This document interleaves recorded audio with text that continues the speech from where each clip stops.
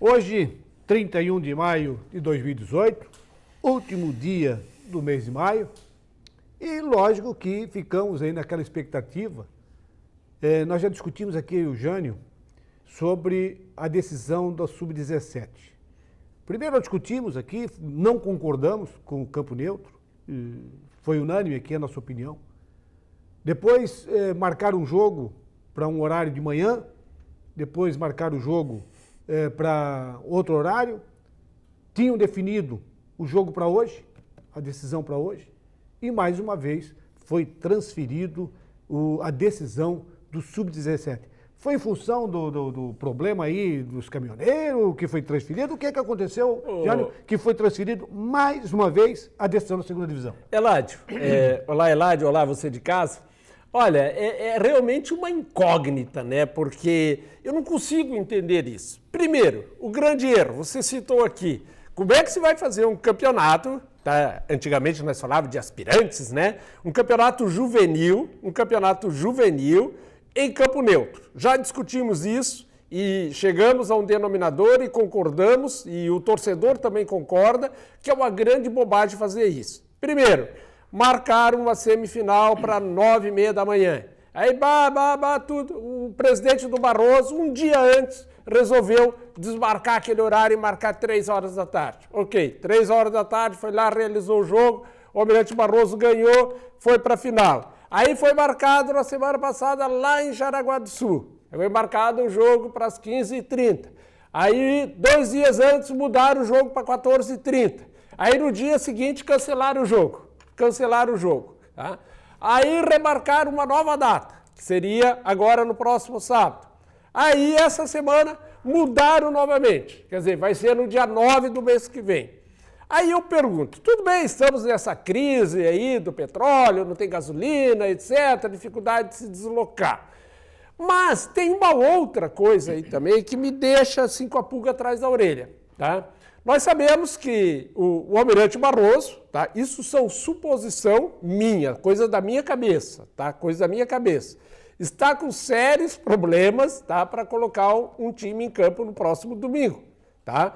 E o que acontece? Vinha treinando vários jogadores, tá? Do Sub-17 no time de cima.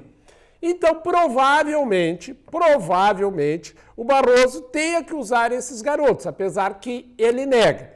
E, com certeza, essa transferência do jogo que iria acontecer agora, no dia 2, ser transferido lá para o dia 9.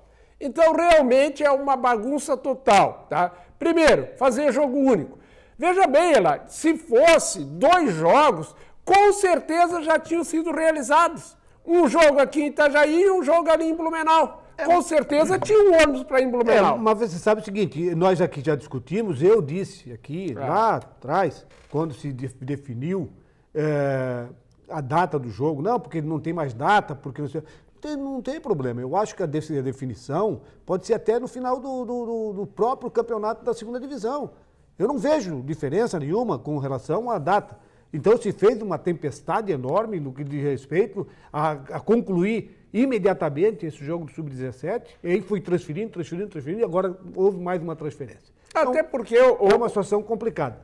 Eladio, veja bem, na tabela, se não houver nenhuma mudança até lá, na Federação Catarinense, na tabela está marcado jogos da Série A no dia 10, no dia 9 e no dia 10. Tem jogos aos sábados também. E nessa mesma data, aí se marcou essa final. Eu, sinceramente, como imprensa, como equipe show de bola, de rádio e TV e de jornal, eu perdi totalmente o estímulo de fazer essa grande final. Quer dizer, o próprio torcedor perdeu o estímulo, porque perdeu a graça, perdeu o time, perdeu o tempo do jogo. Quer dizer, os atletas que vinham no ritmo de decisão, de competição, daqui a pouco para 2, 3 semanas para fazer uma final. Sinceramente, não vejo por que isso. Se é para fazer em Jaraguá, Então faz aqui no campo do Tupi, aqui em Gaspar, que o time do Barroso andava um pouquinho, o Metropolitano andava um pouquinho, não tinha problema nenhum. Porque eu, sinceramente, eu não vejo diferença nenhuma em jogar aqui em Gaspar e jogar lá em Jaraguá do Sul. Ah, mas lá tem mais estrutura. Tem mais estrutura, mas para o público que vai se fazer presente nesse jogo, com certeza aqui em Gaspar resolvia o problema, né? Até quem é mais prejudicado nesse momento é o pessoal de Itajaí, porque Blumenau fica mais perto indo lá por dentro, tá, do que Itajaí. Tá, para ir até Jaraguá do Sul. Não, mas então, com relação à distância, Jânio, isso aí é o de menos. Mas por causa do combustível, né, cara? Isso é o de menos. Eu acredito que a situação, a federação tem que começar a repensar a sua forma de decisão.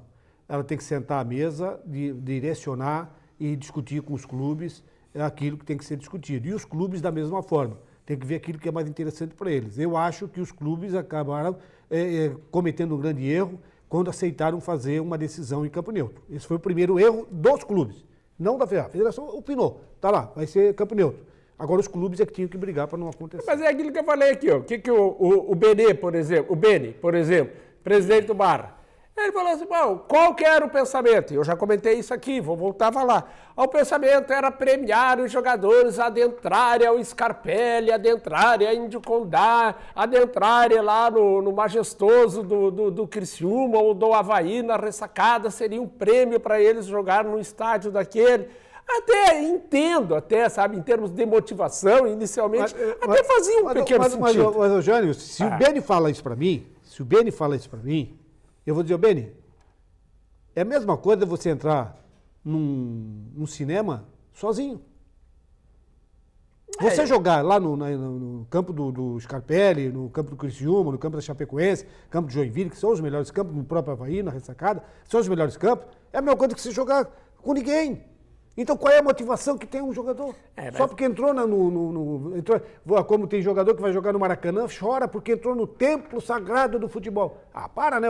Aí não dá, né? Não, mas veja bem, ele falou assim, olha, no ano passado foi uma grande decisão no Scarpelli, as cobertas estavam lotadas. Mas veja bem, foi o Guarani de Palhoça, que é da grande Florianópolis, e o Barra que fizeram essa final. Então, estava lotado lá por quem? Pelas famílias do pessoal do Guarani. Lotado? Ele falou pra mim. Não, lotado? Ele falou que a imprensa estava lá. Eu não vi ninguém transmitindo esse jogo. Tinha presença de público, familiares, imprensa e tal, convidados, existia, mas lotar. Ele falou que lotar é uma coisa bem diferente. Foi uma grande festa. Hoje nós estamos, lógico, definido já esse assunto. Não adianta, mas... Foi transferido o jogo decisivo da Sub-17, mas nós estamos aí às vésperas do início da Copa do Mundo e teremos agora no final de semana um jogo amistoso do Brasil, que é aquele jogo amistoso que o Tite está esperançoso, que a imprensa está esperançosa para saber se o Neymar está bem ou se o Neymar não está bem. E esse amistoso é contra a Croácia. Esse amistoso vai definir se o Neymar está pronto ou não, ou o Neymar está pronto, na sua opinião? Não, eu acho que o Neymar não está pronto, não. O Neymar ainda vai estar pronto lá no início da Copa do Mundo. Mas eu acho importantíssimo esse tipo de amistoso. Não sei por que fazer lá na Inglaterra, talvez seja porque está mais perto da Rússia, para não ter que viajar em cima da hora, né? Mas seria um grande prêmio fazer esse apronto todo aqui no Brasil. Mas aí já vão ter essas questões de logística, tem as questões de fuso horário, né? Tem as questões de clima. Então penso que fazer lá, só isso justifica a seleção brasileira sair daqui, alugar toda a estrutura do Tottenham, que aliás é uma excepcional estrutura lá na Inglaterra, e fazer os jogos lá, né? Agora, para ver se o Neymar está bem ou não está bem, eu acho isso relativo. O Neymar ele vai entrar aí na sua forma máxima aí, aos poucos, não vai ser de uma hora para outra. E penso que para a seleção brasileira é extremamente importante fazer esses jogos, se bem que eu tenho algumas preocupações, geralmente em jogos assim, amistosos e jogos treinos, às vezes se corre o risco de perder jogador, apesar que você sempre diz, mas isso perde em treino, perde em qualquer circunstância.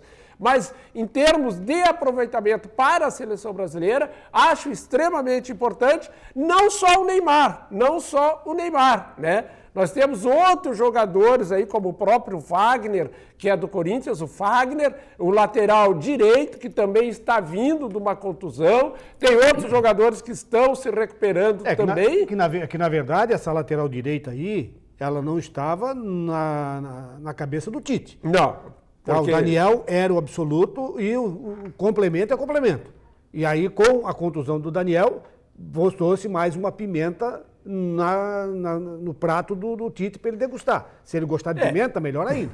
E assim, ó, eu vejo essa posição, de um dos principais problemas da seleção brasileira, tá? O Daniel Alves já não estava aquilo tudo. Para mim, o Daniel Alves já estava numa decadência muito grande e, lamentavelmente, hoje, no futebol brasileiro, nós não temos grandes expressões no lateral direito.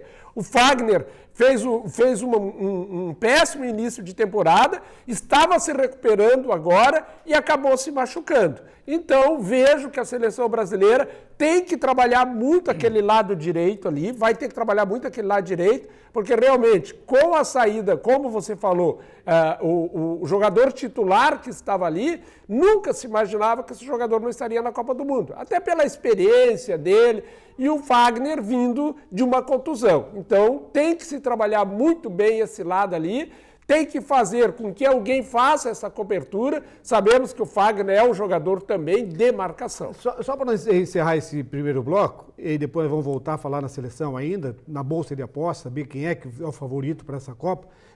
Quem joga nesse amistoso de domingo contra a Croácia? Vai jogar Fagner ou vai jogar Danilo?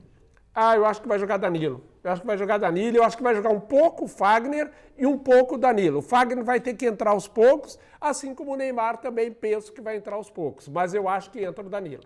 Eu já acho o seguinte, se você é daquela filosofia de testar, não tem testar. Eu acho que tanto o Fagner quanto o Danilo, que foram contratados, tem que brigar pela titularidade. Não é testar. No meu tem ponto que de ver vista, o condicionamento dele. Pois no meu ponto de vista, o Danilo está melhor, bota o Danilo. Fechou? Deu certo? Não. Fica Danilo. O Fagner é mais jogador que ele. Agora tem que ver a condição física dele. Quem? Do Fagner. Que ele está voltando agora Ele é mais jogador que o Danilo, eu não tenho a menor dúvida. Agora tem que ver como é que está o estado físico dele. O Fagner está jogando. Não, tava machucado. Voltando agora. Não, mas estava jogando já no Corinthians. Não estava ainda. Não. Quem está jogando é o Matuan lá, que entregou o gol lá pro Internacional. Então nós vamos ao intervalo e na sequência nós vamos voltar falando ainda em seleção brasileira e ver aí as possibilidades e os favoritos nas bolsas de apostas que estão aí pintando e pipocando para tudo quanto é lado, porque nós estamos aí há praticamente 14 a 17 dias do início da Copa do Mundo de 2018 na Rússia. Voltamos em seguidinha.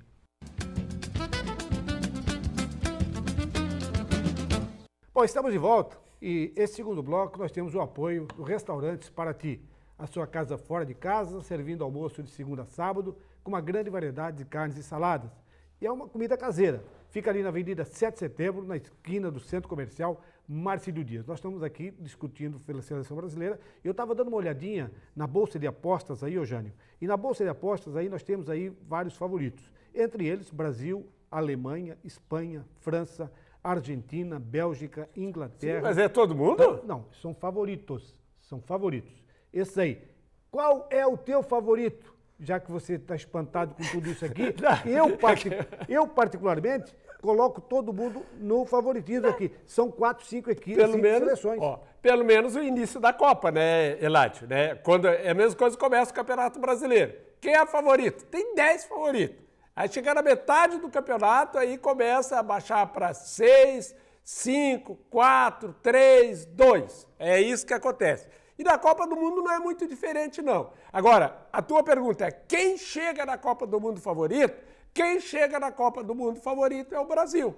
Quem chega na Copa favorito é a Alemanha. E quem chega na Copa favorito é a França. Tá? Tu tá descartando a Bélgica, tá descartando a Argentina, tá descartando França, tá descartando... Não, França eu coloquei aqui, ó. Coloquei Brasil, Alemanha, França e Espanha. Eu coloquei esses 4 aqui, tá? Esses 4 aqui, fora esses 4 aqui, é surpresa para mim, tá? E se tem a Argentina que é meia boca. Se a Itália tivesse na Copa do Mundo, eu colocaria a Itália também, porque a Itália sempre está brigando.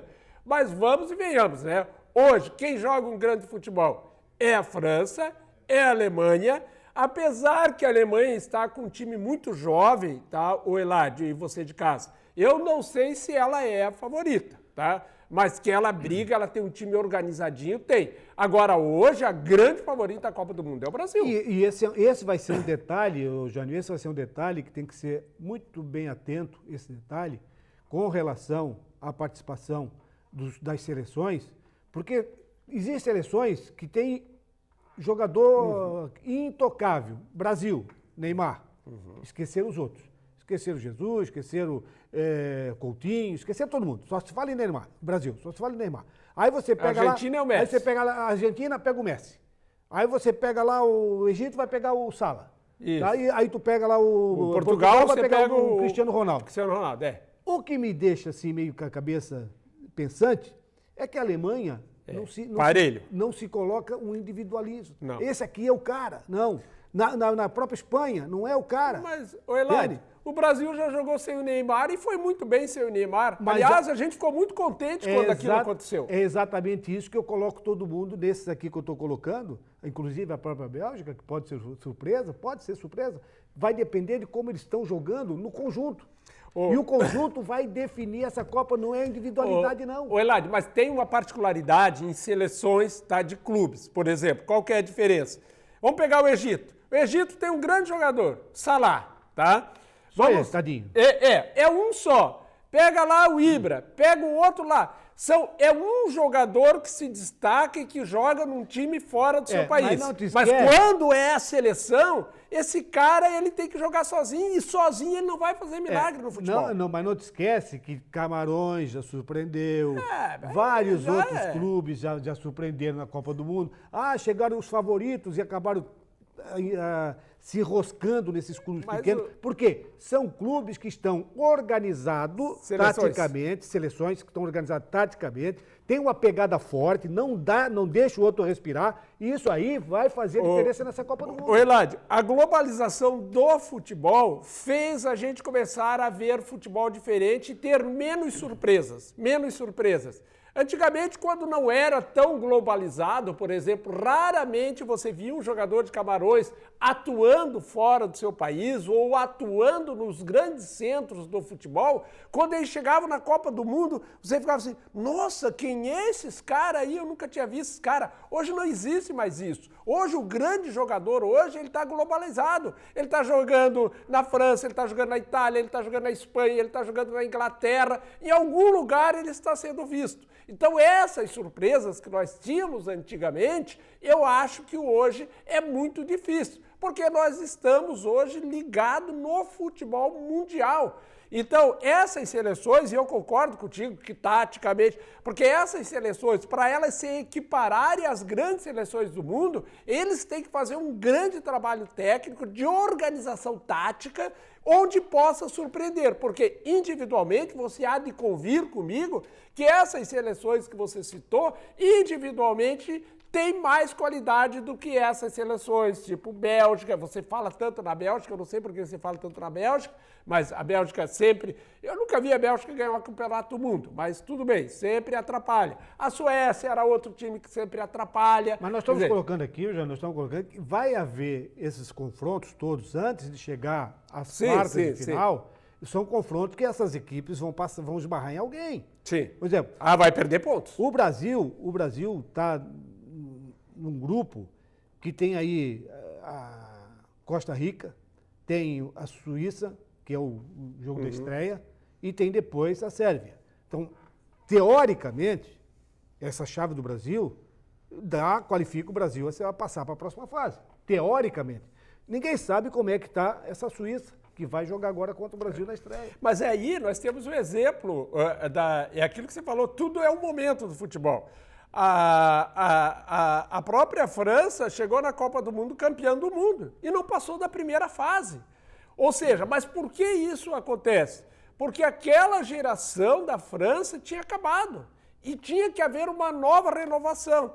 como a seleção brasileira também, tá? Em relação à última Copa do Mundo, tá? De titular aí, que nós vamos ter o Marcelo, talvez o Thiago Silva, e o resto é tudo gurizada. Então, é totalmente diferente. Então, aquela seleção, era uma seleção ruim, aquela seleção do Brasil? Eu não acho que era uma seleção ruim. 2014? Mas, eu não acho. Não era ruim. Não era, mas... Não era ruim, mas amarelaram. Não, mas assim, Amarelaram, ô Jânio, se você se reportar lá, eu falei aqui, inclusive, em 2014, falei o seguinte, o semblante dos nossos jogadores era um semblante de pessoas que estavam alucinadas, estavam com muita responsabilidade em cima deles, eles estavam loucos, eles não conseguiam jogar com tranquilidade, eles não estavam soltos no jogo, na competição. Um time que tem o capitão que não quer bater um pênalti porque está com medo de bater um pênalti, Exato, o time que tem o capitão que fica chorando, aí fica difícil, né? O próprio semblante dos nossos jogadores, na hora de entrada em campo, você notava que era um time preocupado, um time que estava com muito excesso de responsabilidade. Agora já estão mais malandros, já estão mais